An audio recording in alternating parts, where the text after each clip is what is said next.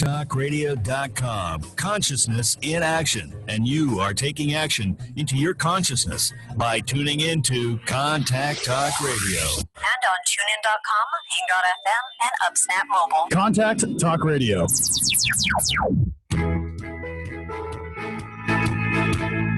Welcome to Life Mastery with Todd Allen, the talk radio show that dives into the science of higher consciousness. Join Todd and his guests weekly at 10 a.m. Pacific Time and learn how to live a peaceful life with intentional mastery. Enjoy a survey of inspiring topics such as abundance, intention, health, manifestation, love, and transformation. It's all right here, leading authors, speakers, coaches, entrepreneurs with stories and messages to support your well-being, let alone your most evocative dreams.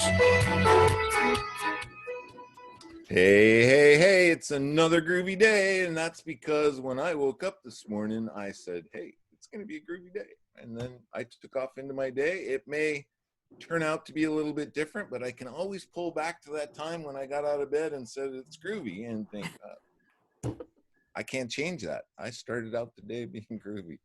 Welcome to Life Mastery Radio, the talk show that brings you great thoughts and ideas for you to use on your very own life mastery journey.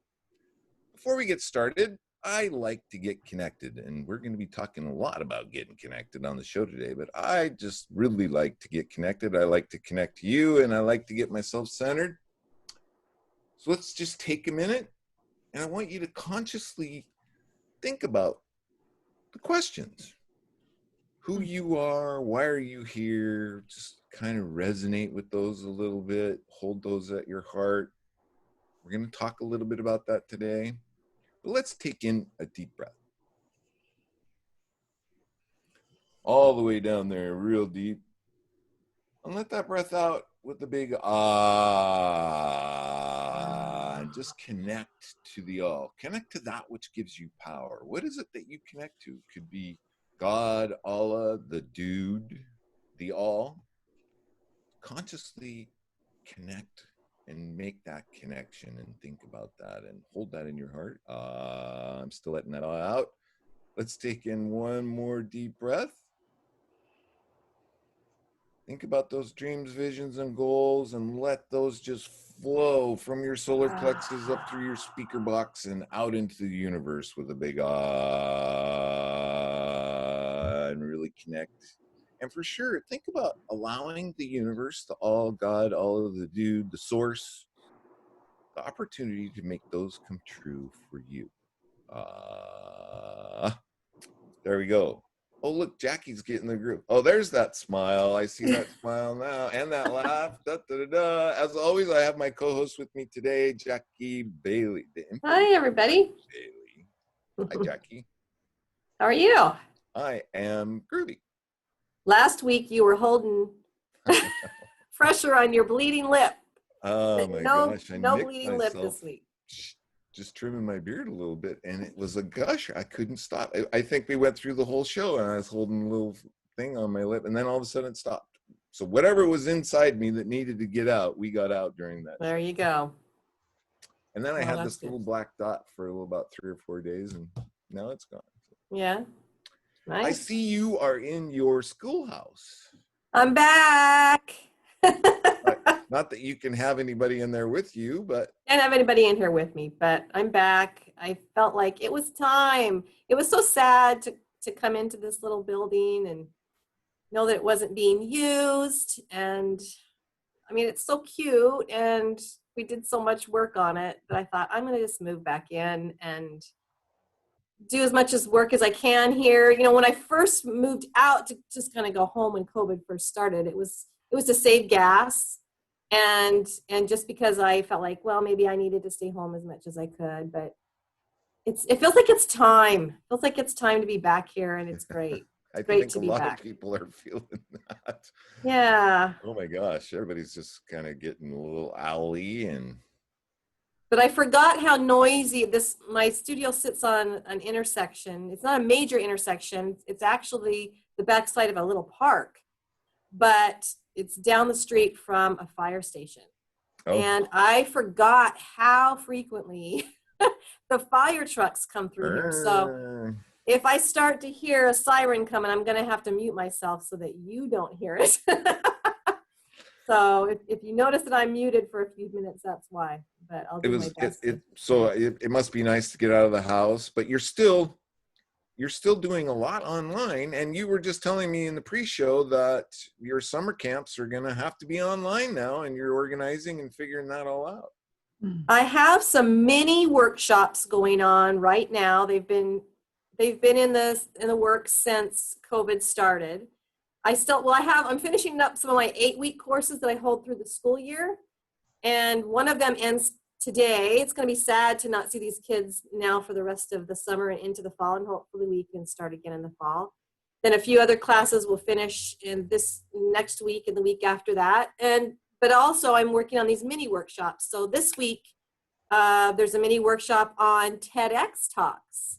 So the kids can come in and they can learn how to put together a message for a Tedx event, and how to get on stage with Tedx and do those types of things. Next week, it is a competitor's edge workshop. So if any of my students want to compete, we talk about how to craft a message that's worth the world hearing, and how do you do that? And we'll put it out on YouTube for them when we're done with the week. So, and then there's storytelling, there's conversations, there's improvisation. There's lots of these little mini workshops that are 3 days long that are happening throughout the rest of the summer. And then come August, we're going to be doing some telesummits. Instead of summer camps, we'll be doing some telesummits. So I'll be having lots of speakers come on. Jackie, I gotta say, I am just like blown away of what you have accomplished in just 1 year. Right? It's not even been a year. I opened in September. Well, but you started with this dream and this vision, a little over a year ago, and didn't have any idea what it was going to be, what it was going to look like, but you just kept stepping forward and creating and crafting and connecting, and oh my gosh, this is just so. Give us a quick testimonial of, because I don't know that we've said anything about it, but you are teaching kids how to speak from their heart, how to speak their voice, and how to really connect with their inner self. Mm-hmm. You have a quick testimonial of a change you've seen in one of your students, or I'm sure you do. Well, I have lots of those. They're actually on our website, speakfeedlead.org. There are lots of testimonials there, both from students and from parents. This past week, I got an email from a mother of a student, one of the first students I actually had when I started public speaking for kids, probably 4 or 5 years ago.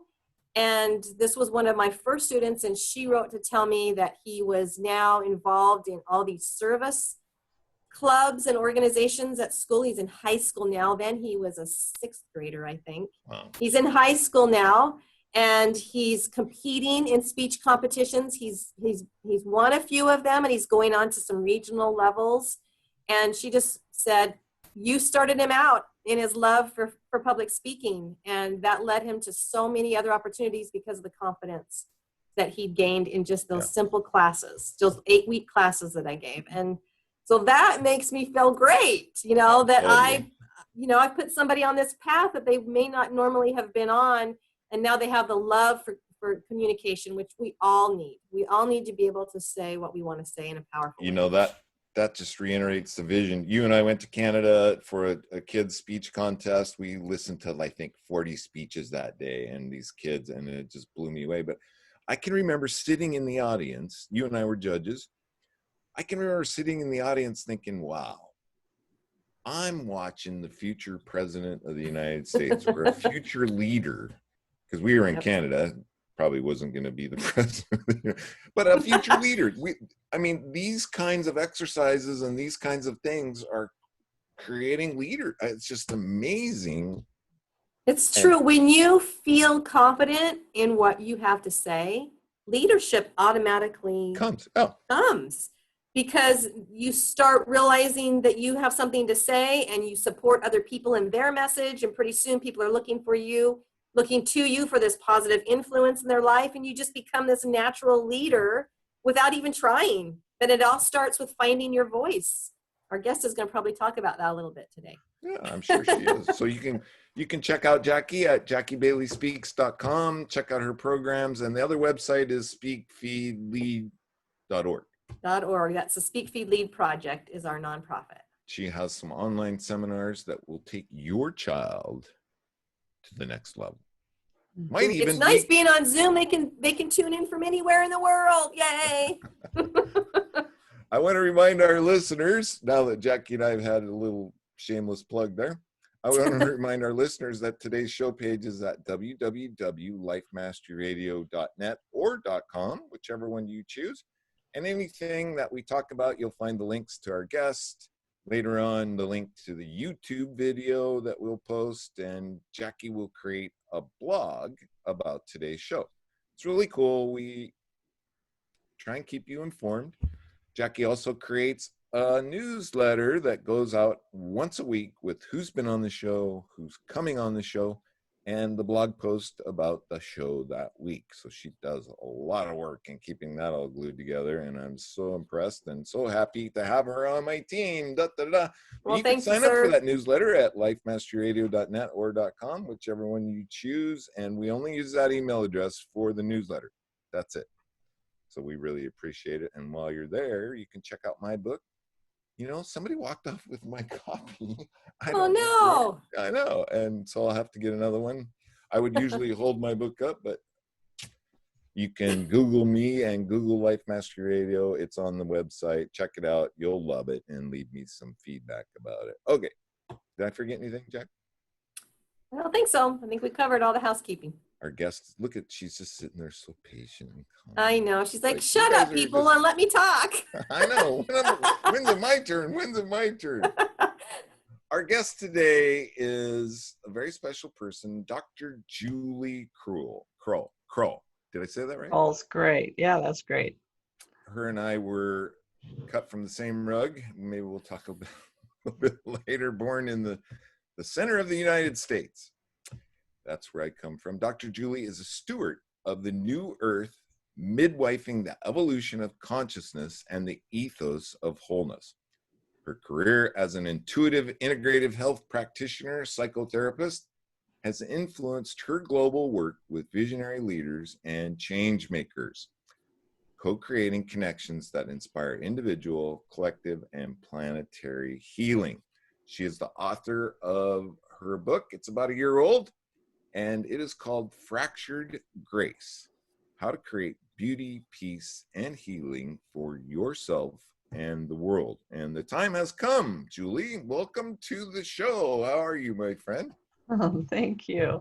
Thank you. It was fun listening to you guys. I'm great. It's good to be here, and I love hearing about your work in the world. So congratulations. Keep it up. It sounds awesome.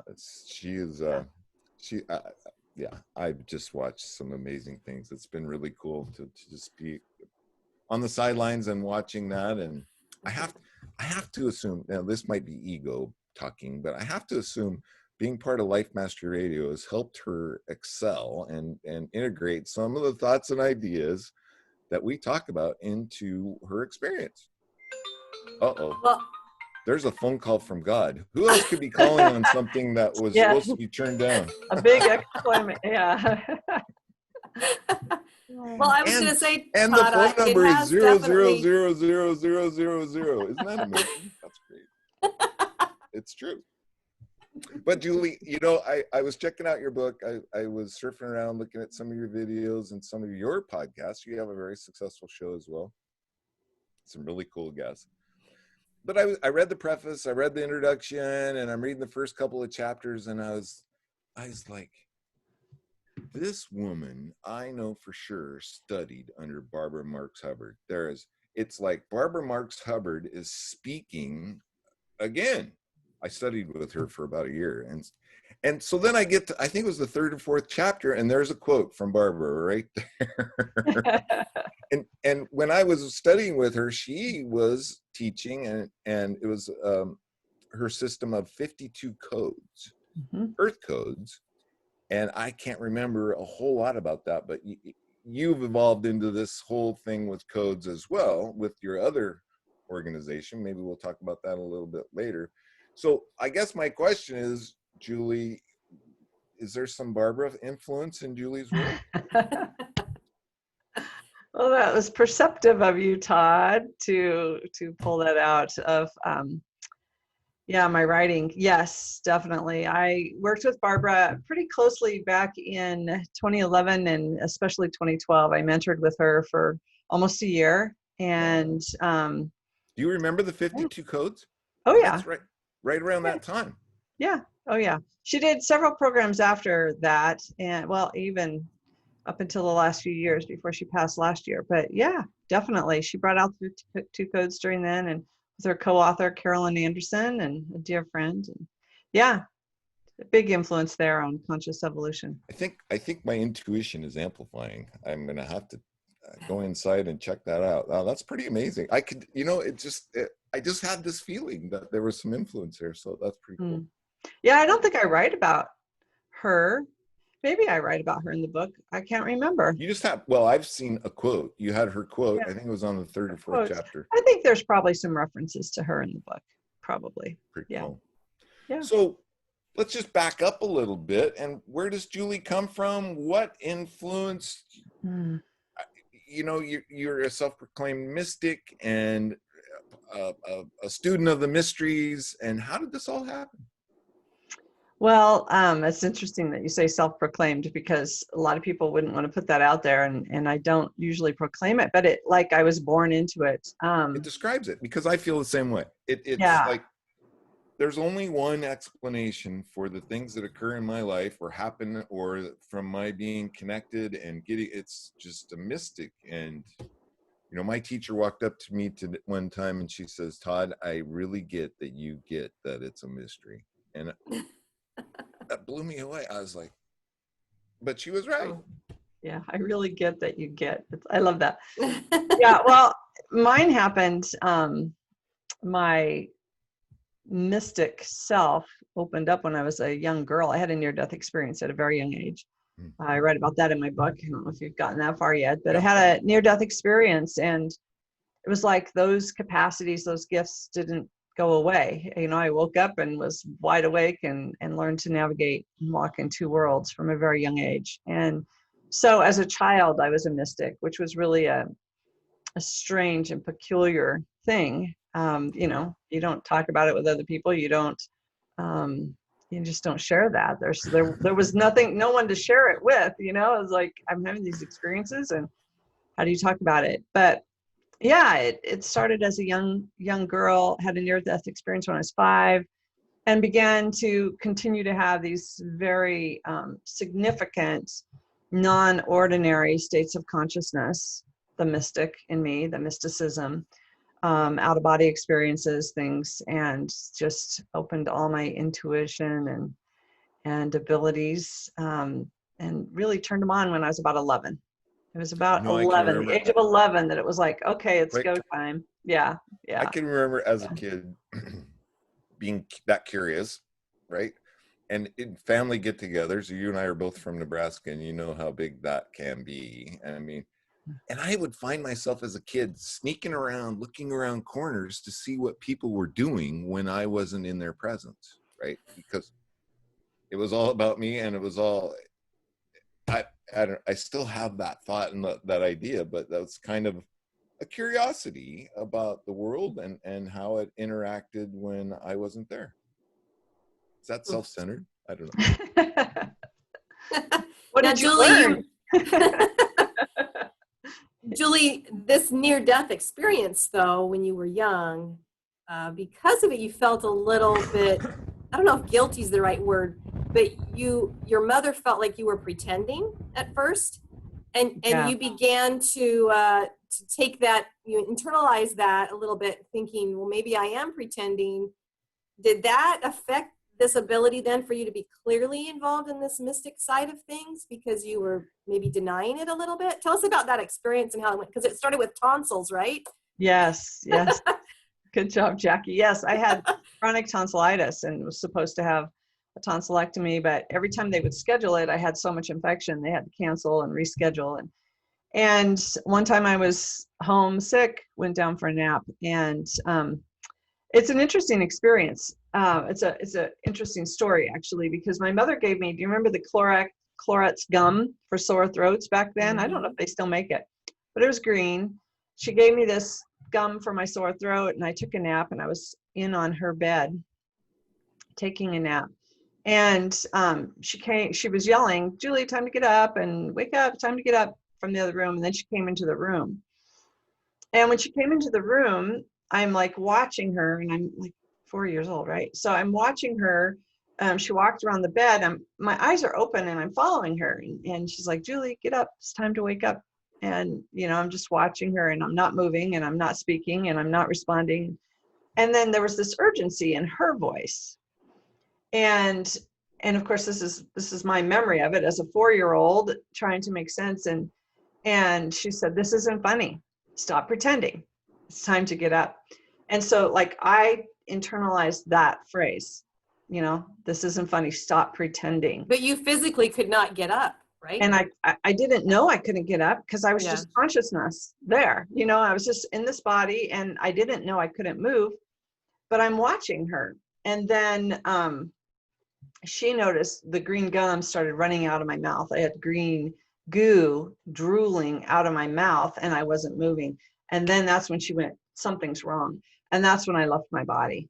And so after that, I was just in this bath of consciousness, in the oneness, no body, just pure consciousness, watching it all, witnessing it happening as they scooped me up and took me to the emergency room. So yeah, but you're right, Jackie, that message of stop pretending totally was, I integrated that, I embodied it, and it caused many challenges throughout my life when I was sick. It was this thing of stop pretending. And like, okay, you're pretending, you should really go to school. You have a fever, but you're pretending to be sick. You shouldn't go to school. Like I hardly ever called in sick for work, hardly missed a thing. And yeah, it was a big challenge to overcome. So what ultimately was the ailment? You were just half in, half out, or? I literally got toxic poisoning from the tonsils. I had so much infection in my body, entered the bloodstream, and I had septic shock and went into real quick shutdown after that. Wow. So yeah, but it doesn't happen very often, yeah, it was a pretty scary deal, I guess, for those adults in my life. I think I was 8 when I had my tonsils removed, and that was kind of a different experience. I can remember not the anesthesia itself, but just that experience. Yeah. I don't even know if they do they do that anymore? Do they take kids' tonsils out? I think they still do on occasion, not as much as they did. It was routine tonsils and it was, and adenoids, they say, and Right. I don't know how much they do it anymore. I guess I need to pay attention. I don't know. Just curiosity. So what happened then at 11 where this feeling was switched into high gear? I think that's what you said, but. Well, yeah, all my gifts just were kind of turned on at that time. When I was 11, a little backstory, just I had continued from 4 to 11 of talking to God, source, creator, great spirit, whatever we want to call it, just having this communion and conversation and working in both worlds. And at 11, I had this experience of, it's very similar to what's going on the planet right now. Totally mirrors it. And I'm saying to myself, I'm experiencing the world. And I remember watching those commercials. Do you remember when they would do those Feed the World commercials where they'd have starving children on? And when I was a little girl, I'd see those and it would just hurt so bad. And, domestic issues in my family and divorce and chemical dependency and other abuse. And I remember feeling like the world was so dark and having this dialogue, like, I don't get these humans. Why don't they get it? Like, why don't they understand the truth of who we are and the truth of this reality? And so I'm having this dialogue and I'm frustrated, and I walk out onto my yard and sit in the grass. And I'm having this conversation saying, I don't get humans. Can't I just go home? I don't want to be in this world. I don't like how people treat each other. And at that moment, I began just leaving my body. There was this this host that was with me, a masculine, amazing older man with long gray hair, long beard, funny hat, looked kind of like Merlin. And literally we just ascended, and I was out of my body ascending, watching. I could see myself in my yard, and I could see the neighborhood. I could see the whole community. And we just went out into space. And out into space, we were holding the earth like we had like a snow globe. You know, the snow globes that you shake and the glitter goes. And so we're out there, and the earth is just like hovering in our hands. And then and I have this long experience. I don't have to go into it, but it was this experience that showed me what was to happen on the planet now, and what would be happening as we evolve our consciousness and then make a conscious evolution on this planet and heal.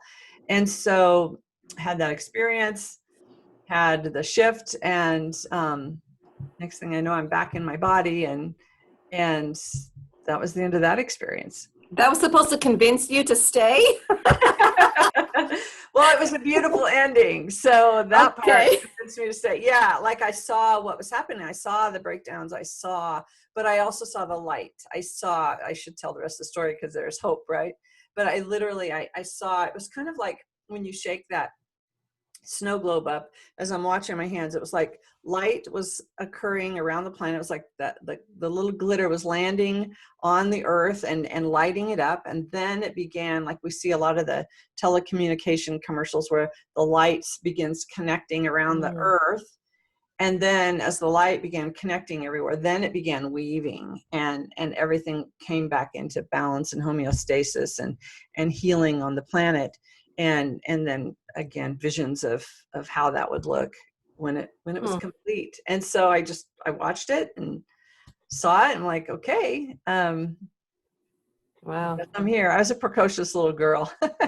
Were you given I'm here any to sort do of my part. a mission, or did you feel like you had a purpose in that somehow? Yeah, that's when I kind of got my what do they say, your walking papers or your whatever. Yeah, it was kind of like I saw who I would be in my 50s, what kind of work I would be doing, how I would be working with different people from around the planet, and writing and speaking and teaching. And I saw that part. In fact, you asked about Barbara Marx Hubbard, so I'll just share this, Todd. What I saw back then, it was so profound and beautiful, but fast forward decades later, and it was probably around 2010, 2011, somewhere in there. And I didn't know who Barbara Marx Hubbard was.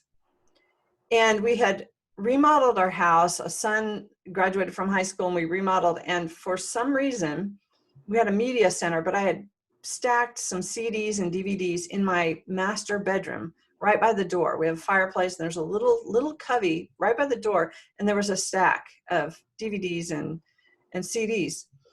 And they were there forever. Like, I always walked by them and forgot about them. Like, they sat there forever. And one day I walked by them, and 2 DVDs fell off and went on the floor. And I'm like, well, that's weird. I pick them up, put them back on top of the pile, mindlessly walk down to the other end of the house and do what I'm doing. And later I walk back in the bedroom, and they fall off and hit my leg. And I'm like, okay, well, I better look and see what these are that fell off twice. Like, there's no reason why they would fall off. The floor is really solid. It was new construction. It was like, that was weird. So I picked them up, and they were 2 DVDs of Barbara Marx Hubbard. So there you go, Todd. There's my influence. It was like, oh, who is this woman, and what are these DVDs, and why do I have them? And they were her 2 DVDs, and I put the one in, and literally she was describing how she saw the earth and the earth breathing, and she was showing, and there's this video of her vision that she had at a significant point in her life, and it was the same vision I had at 11. And so that was like, who's this woman? I need to meet her. And wow, there's others on the planet who think like this, who feel like this. And so that was the beginning of my journey with Barbara Marx Hubbard and her influence about conscious evolution. She's an amazing woman and a true visionary. I mean, Yeah, her legacy will live on forever as somebody. Her and Jean Houston both. I noticed that you interviewed Jean, or she's coming up on your show, and Jean had a dramatic impact on me at one point in time when I watched her speak. And yeah, both those women. Yeah. Pretty cool. Jean's a great speaker. Yeah. Beautiful person. Pretty cool. I want to remind our listeners that you are listening to Life Mastery Radio on Contact Talk Radio. And our guest today is Julie Krull. That's a cue, Julie, to hold your book up. Oh, my book.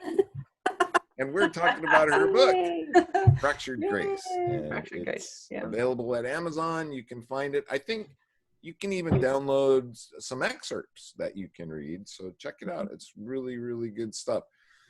So Julie, we got to come to this point. It's like, wow, the Earth and our planet and society are really going through some serious challenges. There's change. You can just feel that it's gurgling and agitated, and like I say all the time, you don't get to know how you don't want to be until you get there, and there are some serious things going on today. Yeah, sadly there are. I like to bring the good news with that, and you said sadly, but I think this is what brings change. This is it's sadly it's painful for so many people, and joyfully it's bringing really incredible change onto our planet.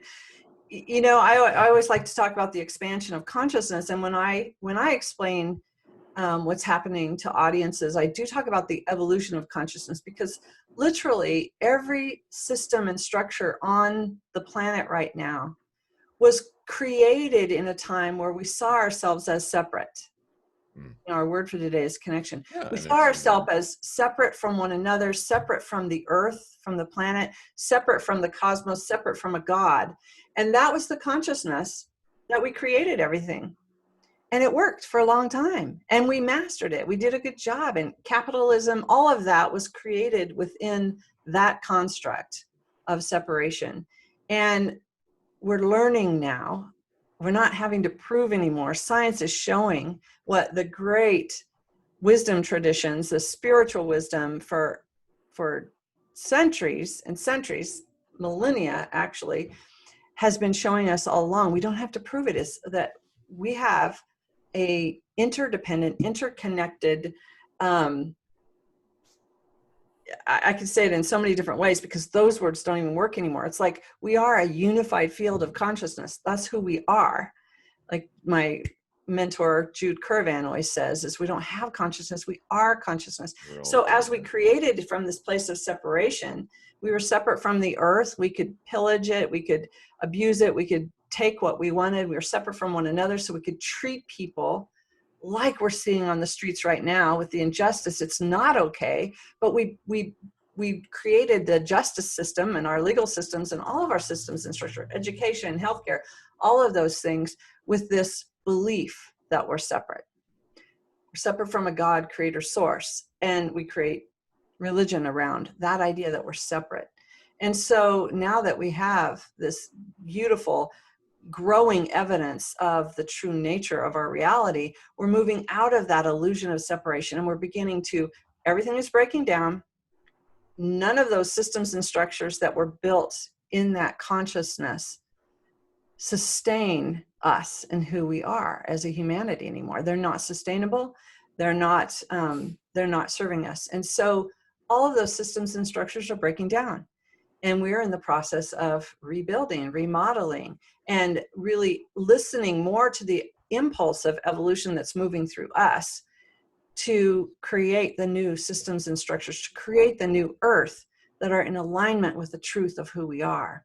And so as they're breaking down, there's already incredible solutions all around the planet. There's amazing people working to create, co-create with that impulse of evolution, that impulse of creation, the new systems and structures. And they're beautiful and they're amazing. And there's all kinds of resources out there. We just don't hear about it in mainstream media. We don't know what's going on in the world. So those breakdowns are leading to incredible breakthroughs. And it's really a beautiful thing. And it's tragic because there is casualty that comes with the breakdowns. It's really painful and scary for a lot of people. Entropy is a big word, and it means a lot of things, but you know, great things come from chaos and destruction, and it's just sad, but that's just nature. That's how it works.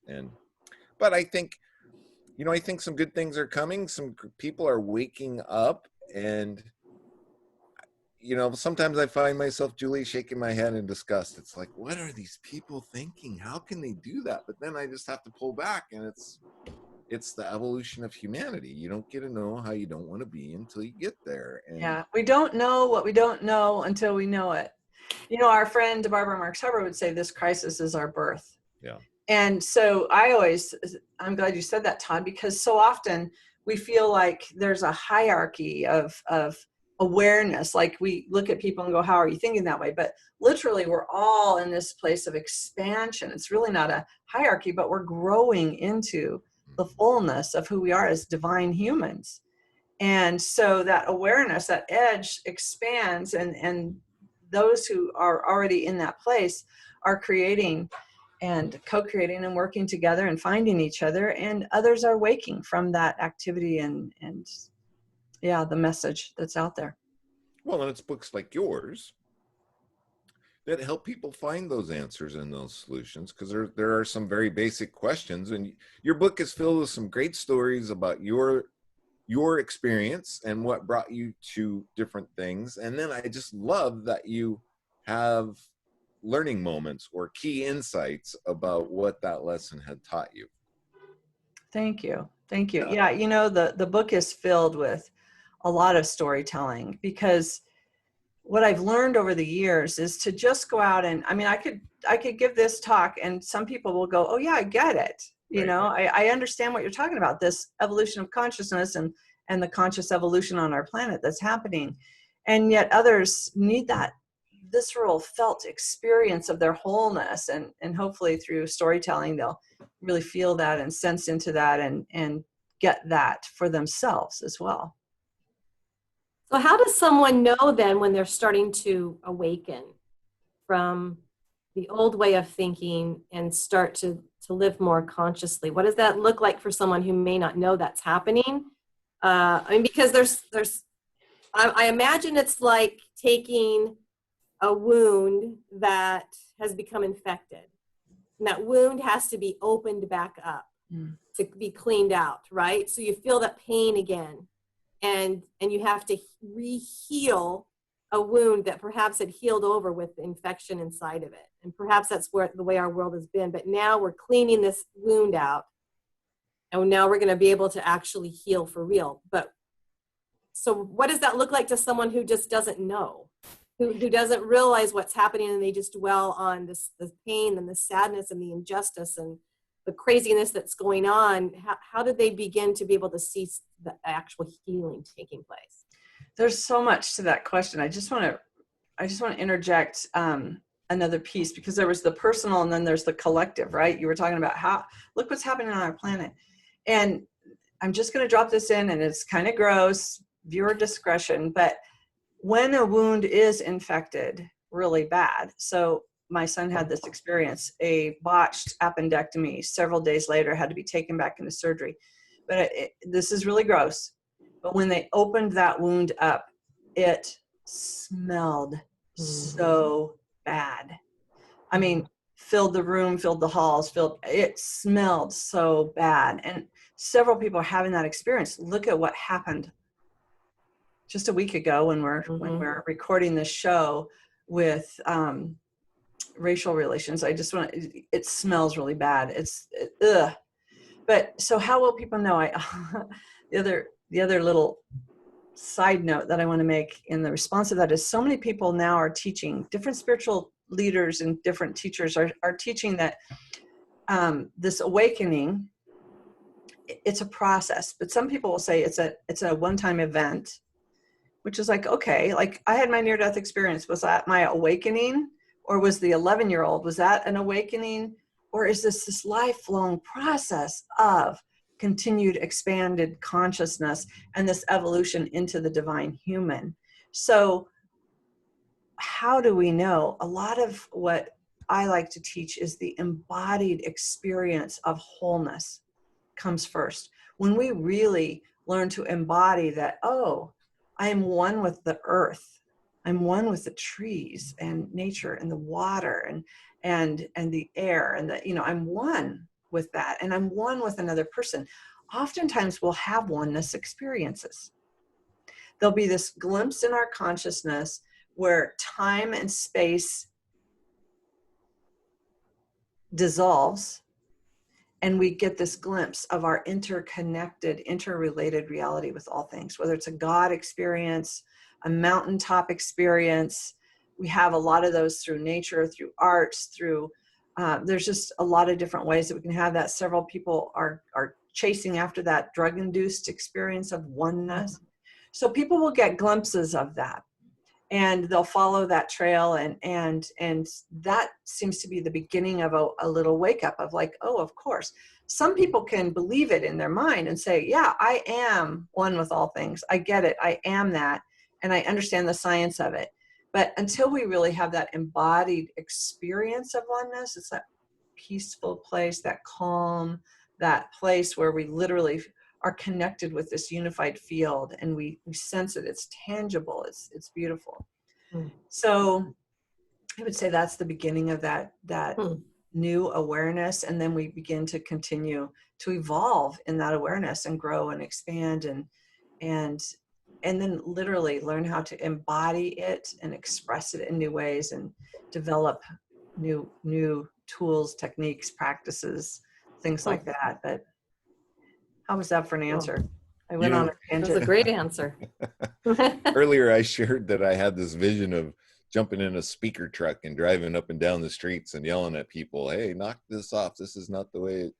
But I also had another vision of, there just needs to be something like a mass meditation. One of the big, Wayne Dyer or somebody like that needs to come back and just say, okay, people, take a deep breath. You know what? There are those people on the planet. I know there are. There are so many that are doing mass meditations with millions of people right now. There's so many, but sometimes we, it's outside of our circle of influence and we don't hear about it, but there are mass meditations going on. And, the people on the street piece though, Todd, as you say that, it's like, if we could hold their hands and say, yeah, I agree with you. And how can we peacefully protest right now? And how do we not stop until this is really addressed? Because it's a part of that purging again. It's that goo, that infection. If you think about that, the infection, Jackie, is a beautiful analogy. And in my book, I talk about my fracture being, the healing. That's where you and I connect, girl. But the healing process of a fracture is very simple to the healing process of a wound. And so I talk about that in the book, and that infection, that spewing out, is one of the very first things that has to happen. And we're seeing all this stuff surfacing on the planet, from the misogyny and the, racial injustice to, it's just everywhere. We're seeing the remnants of no more hiding, no more, we're not going to video camera everywhere. Yeah. We can't hide in the shadows anymore. We can't do this thing. Well, you know what else came to my mind, Julie, too? Because there are some huge influencers of the negativity, right? And we're seeing things that are being brought to us. And I was kind of watching it and looking at it, and I'm thinking, okay, here we are in this location, and here's less than 1,000 people creating all this ruckus, right? And here in this other location, there's less than 1,000 people creating all of this ruckus, and on and on and on and on all around. And yet that is the focus. And like you said, there is no focus on the people that are doing millions. I know there are people that are doing meditations with hundreds of thousands of people. There's no way you could fit that many people in a stadium to do a mass meditation like that. And yet that's not in our conscious awareness. That's not being brought to us. So at some point, I thought, turn the dang thing off. Why is this so popular and being broadcast into people's lives? Yeah. Well, I think the awareness is another part of that, of part of that wake up.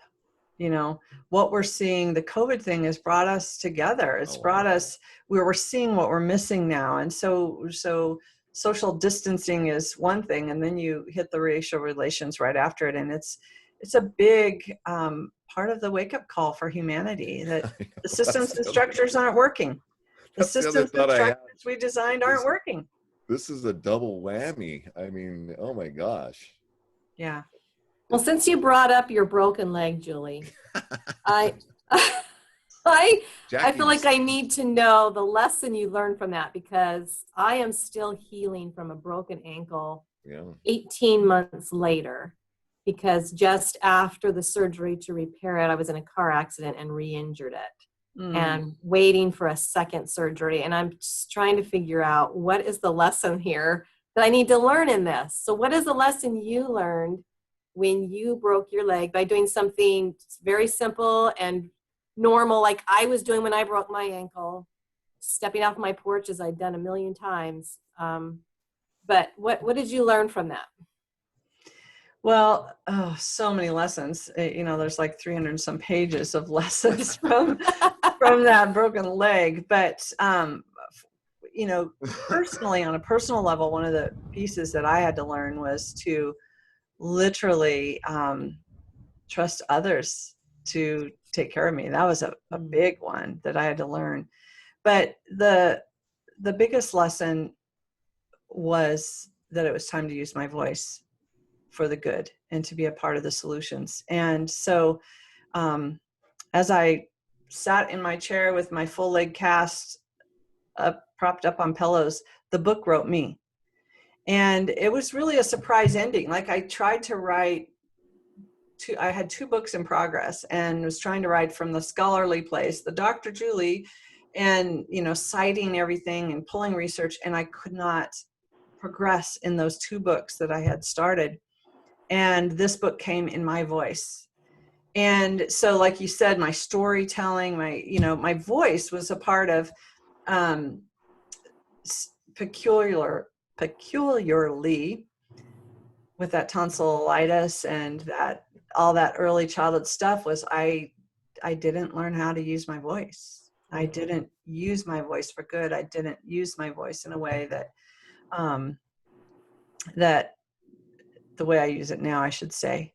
So a big part of that was a liberation of learning that there's a impulse of creation that's literally co-creating and designing this universe, and sit back and trust that impulse and follow it. And so that was the biggest lesson of all, was sit back, tune in, listen to that guidance. It's there, and where it will take you is That's amazing. interesting that you say that, because now my curiosity has just like taken off with me, because Jackie is a really close friend. So I would just like to turn that around and say, so Jackie, what is the lesson learned?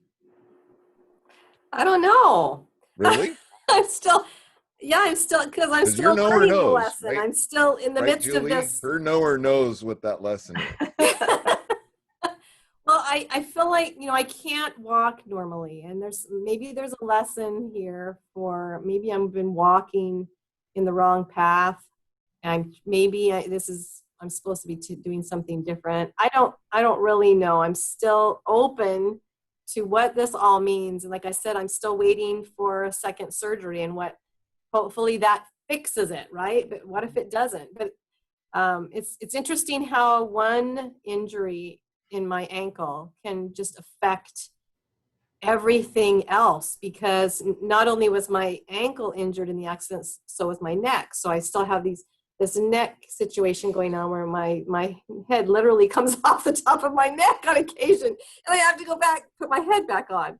And so there's just maybe there's a lesson there. My head is not on right.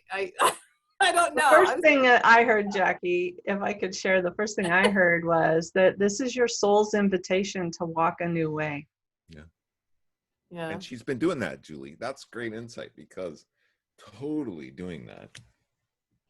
Yeah. Nice. So we'll see.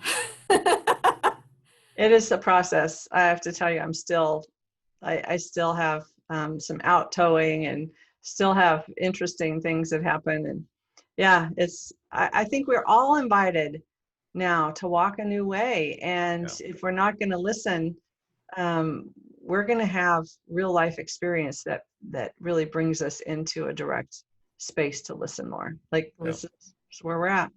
Yeah. You know, it was explained to me like this, Julie, and you might be able to appreciate it. But, and all three of us really, if you think back when we used to get our pictures on slides, remember that? The little slides, and you look at the slide view, or you could put them in this big round tray and click through them. And so it was explained to me that our lives are like those trays of slides, and you click through them, and then when you're done with that one, you take it out and put it in the box, and you go to the next one and the next one, and eventually you end up with pure white light, right? Because there's no more slides, but there's always another tray to put in its place and click through those slides. So it's kind of a great metaphor that I think about a lot. It explains a lot of how that works. I like that. Cool. Oh my goodness, ladies, can you believe we only have 4 minutes left? Wow. Julie, did you have fun? That was a lot of fun. Thank you. Yes, it was fun. We're definitely going to have you back, because this is a big topic, big subject. And, you know, things are going to change as we progress down the road here. And I, you know, you have such a great smile, and it's such a great presence. And you studied under Marx Hubbard, really? And you were born in Nebraska? Oh my gosh. I know. I love that we're born 20 miles apart. Well, I wasn't born in Nebraska, but I lived here. We grew up most of my life. Yeah. Too cool. Very, very, very, very cool. Well, so Julie, what would you, who should read your book? Oh yeah. Ooh. Read it. You know, I think anyone anyone right now who's looking at the world, shaking their head going, how do we make sense of all this, what's going on in the world? If you have that question, and it's funny, people will say to me, isn't that like almost everyone? And it's like, I know so many people who aren't even, you know, they're just rolling with the punches. Oh, COVID, let's redesign how we work in our office space. But if you really want a deeper insight and know how to be empowered to move into your more expanded expression in the world, I'd say pick up that book, and how to create beauty, peace, and healing for yourself and the world. Be a part of the solution, be a part of the change on the planet. Cool. All right. I have had thoughts about that too, with the whole change. People are finding that they can work from home, and they can. But now, isn't it more important, Julie, if you think about it, it's more important that when they do go out, and it's not like going to work and being a robot, but when they do go out, maybe there's that little bit extra conscious awareness to connect with people and not be so robotic. So yeah, it's a beautiful invitation for all of us to learn how to authentically connect. Yeah. Thank you so much for showing up as you today. Big heartfelt tug, great smile. Oh my gosh, I could just almost jump through that screen and give you a big feel a hug, because there's lots of them, and pass them around. Thank you. Jackie, any takeaways? This was a fun show. Did you have fun? It was a great show. Julie, I just love to hear your stories. I love to read your stories, and you just have such a great calming energy about you. And I really appreciate that. It's been nice to just feel that from you. So thanks. Should we have her back on the show, you think, Jack? Oh, yeah. Yeah.